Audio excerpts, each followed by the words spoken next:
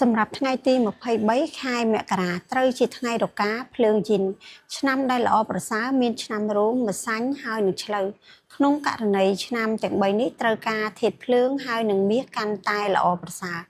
រីឯឆ្នាំដែលគួរតែបំរុងការពារមានឆ្នាំថោះធាតុទឹកវ័យ64ឆ្នាំនិងថោះធាតុមាសវ័យ15ឆ្នាំ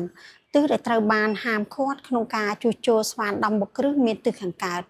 ចំពោះថ្ងៃទី23នេះផ្ទាល់គឺជាថ្ងៃជោគជ័យគ្រប់កិច្ចការងារសំខាន់យើងអាចចាប់ផ្ដើមនិងប្រព្រឹត្តទៅបានល្អប្រសើររីឯតារាសាស្ត្រល្អចរមកក្នុងទិសខាងត្បូងឈៀងខាងកើតបងប្អូនអាចអង្គុយធ្វើការឬក៏ចាប់លាបដោយដាក់ទឹកមានចលនាឬក៏យើងហៅថាទឹកធ្លាក់នៅចន្លោះម៉ោង11ទៅម៉ោង1ថ្ងៃត្រង់ទិសដែលល្អប្រសើរទិសខាងត្បូងឈៀងខាងកើតទី1 120 អង្សាជូនពរសំណាងល្អក្នុងការប្រើប្រាស់តារាសាស្ត្រនិងការចាប់លាបសម្រាប់ថ្ងៃទី23នេះផ្ទាល់អរគុណ